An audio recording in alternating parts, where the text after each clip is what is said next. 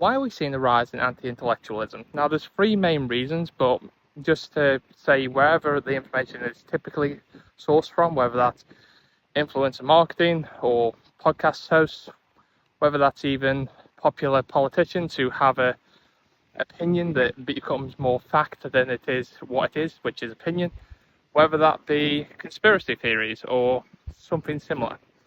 Now, the three main reasons, first of all, which is probably the one that most people will accept, is we have a bit of a difficulty bias.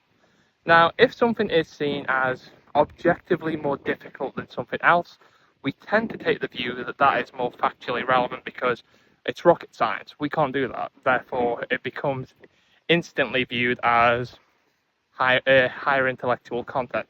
And because of that, there's an element of where, as a member of the public, we view that more reliably.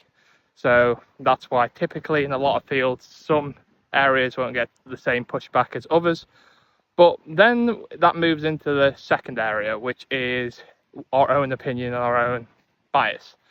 Now, when we have something that we believe to be true, and then that someone else says is true, we believe that the person who supports our opinion, generally speaking, is right. So because we have the view that, okay, so that enough people are agreeing with me, therefore I must be onto something. And whether that be from AI generated responses, whether that be influencers that agree with you, podcast hosts, whatever, that's the people you might tend to agree with because those people might be right from your perspective. And really the last one, which is more of a generalization, is more of a popularity paradox.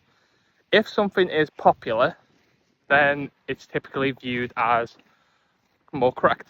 And one of the problems with that, when we're looking at it from an objective truth, is not everything that's popular is true, and not everything that's popular is popular for the right reason.